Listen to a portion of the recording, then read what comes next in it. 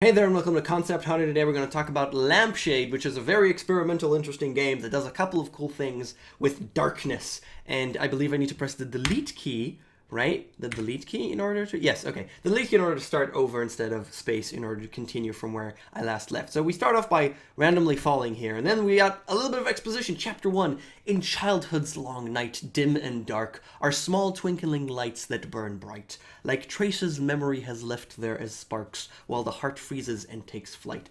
Did that rhyme? Was that supposed to rhyme? Did I read it incorrectly? I'm not sure. But it's like a nice little poem, and then you have a chapter, and then chapter 2, and you have another little nice poem. I don't know. It didn't really do anything for me, and I just kind of want to play the game. So you have a very interesting tech in here, where everything is sprites, and everything is square sprites, and each sprite has a couple of modes to it. It has a completely exposed mode and a completely dark mode and a couple of modes in between them depending on my distance and the distance of lights. This is really cute.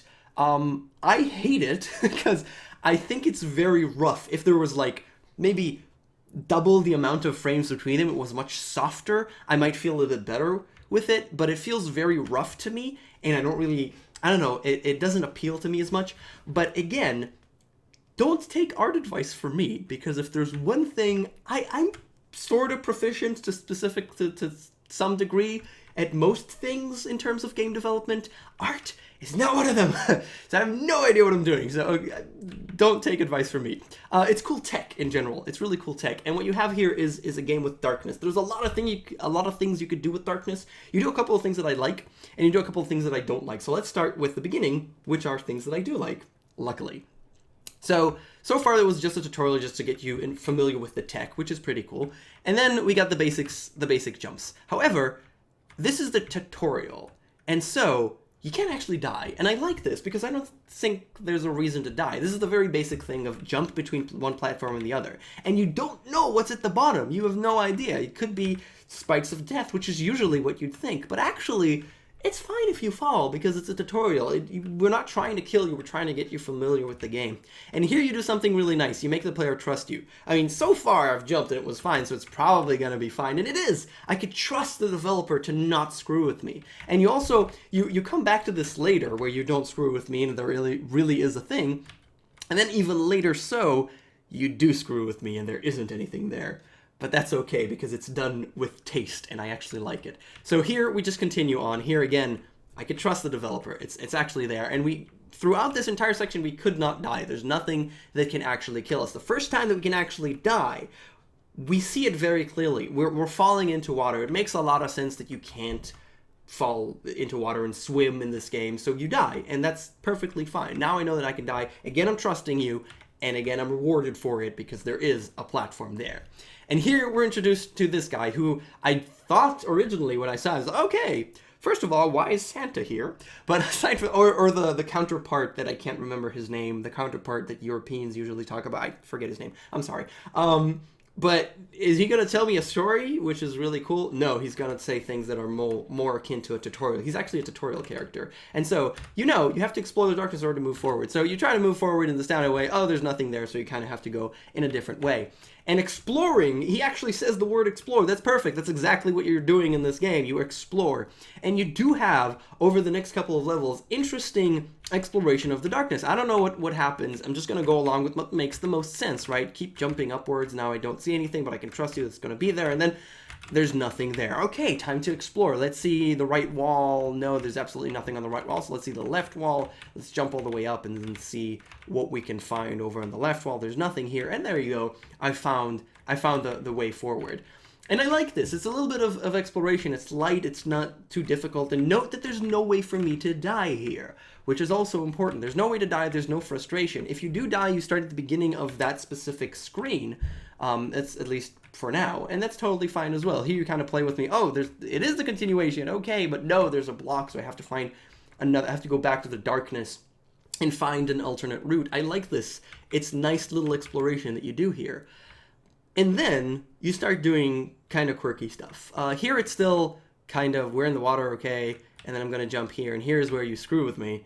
And I was like, there's got to be something there, but there isn't. So I have to find another path. There really isn't too much here because it's a small little level, and there's not too much that could actually happen here.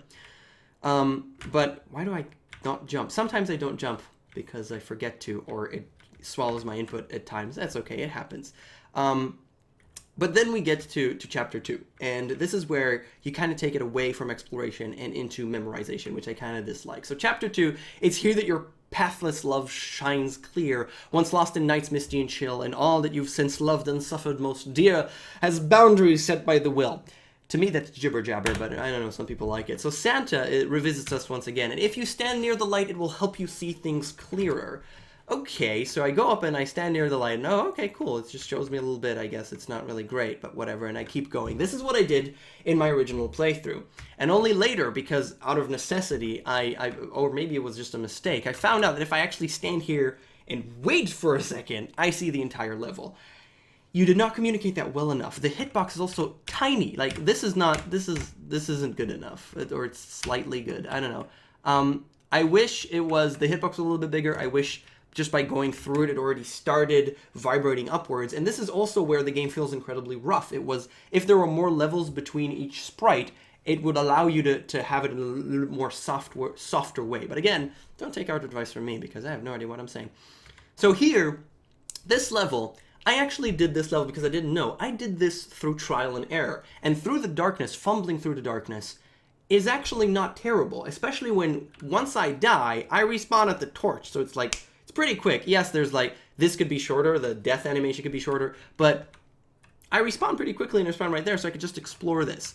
However, you didn't mean for me to explore this, you meant for me to memorize it, and I'm not a huge fan here. You also, later on in the game, you really take advantage of this specific design that repeats like 1,000 times. There are 3 pitfalls, one of them is safe, the others are not, and you just have to know which one it is. Not really know, either trial and error if you ignore the torches like I did, or just use the torches. It is important that you remember the things you see in the light. Don't push them from memory. Basically, you are really looking for memorization here. And this, for example, it's the 3rd one. Fine. Now I know that it's the 3rd one, and I could just fall down forever, which actually sends me upwards, so the cave is confusing. And then I know that it's the 3rd one right here that continues forward, or something. I don't really know. Here, there's absolutely nothing. And then you move forward. I'm going to stop here. There's more to this game, and I haven't actually reached Chapter 3, which probably has more or different mechanics. You do go way overboard with memorization. There's one point where you just need to write it down. I actually took a note and wrote down what I needed to do because it was so much. And then I just had to go in and execute it. And after dying, I had to go back and do the entire thing. And it was so long, I got frustrated and stopped playing because I didn't want to anymore. Memorization is nice, but it doesn't really work for the darkness. I wish you'd push the exploration side more. Aside from that, it's a nice little game. I kind of want to finish it because I want to see what else you did because you have a couple of cool ideas. And yeah, it's called Lampshade. It's by a bunch of people that I did not write down, but in the Newgrounds thing, it actually says MNWS, so I'm not sure that's a lot. Credit goes to everybody who participated, and also there were people who made the music and all that. Yeah, Lampshade. That's the end for KOKOStern. Thank you so much for watching. I'll see you guys next time. Bye.